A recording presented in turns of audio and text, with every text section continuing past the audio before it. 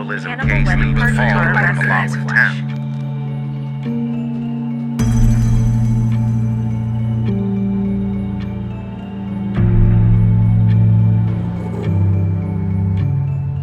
In the quiet town of Narra, Palawan, July 16th, 2004, was supposed to be a day of joy. A wedding was in full swing, and the air was filled with music and laughter. But what started as a celebration quickly turned into a nightmare. Eladio, a 47-year-old farm worker, was enjoying his daughter's wedding when an unexpected incident shattered the mood. Benji Ganay, a 25-year-old guest, accidentally tripped and touched the bride's bottom during a dance. What could have been dismissed as a clumsy mishap ignited a deadly rage. Eladio was furious about this small mistake. In his anger, he gathered a group to take action. His 21-year-old son Gerald and two nephews, 36-year-old Sabtuari Peki and Johnny Buyo, joined him.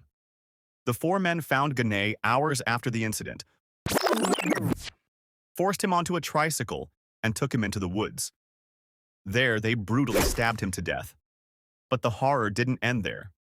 After killing him, they chopped up his body and placed the flesh inside a cellophane bag. The four men cut off Ganay's ears, pulled out his tongue, and ate it. They also forced Juni Buyo to eat some of Ganay's arm by threatening to kill him if he didn't comply. The killers then poured gasoline over the body and set it on fire.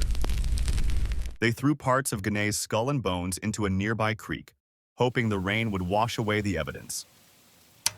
The group returned to the wedding, bringing the cellophane bag with Ganay's flesh, and secretly added some of the roasted body parts to the food. The guests continued to eat, unaware they were consuming human remains.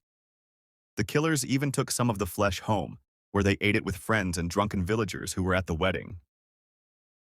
Days later, the weight of their actions became unbearable for Buyo. Overwhelmed with guilt, he confessed to the village leader, who then alerted the police. This confession led to Peki's surrender and the arrest of Eladio and his son Gerald. The trio, now jailed, shielded their faces from the media and remained silent. When pressed for a comment, Eladio could only say, "I don't know anything about what they are saying. Our embarrassment is too great." What made it even worse was that all the suspects were related to the victim. Neighbors who knew them as ordinary people found it hard to believe they could commit such a terrible crime. After the arrests, Narra's tourism officer, Ronaldo de la Rosa, said the crime happened in a remote part of town, and many residents wouldn't have known about it if not for the media.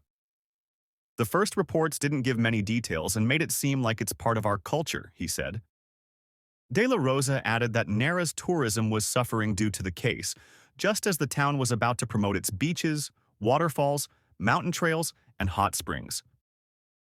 Mayor Lucina Damala has been trying to tell the public that this is an isolated incident and that there are no other violent crimes in the town.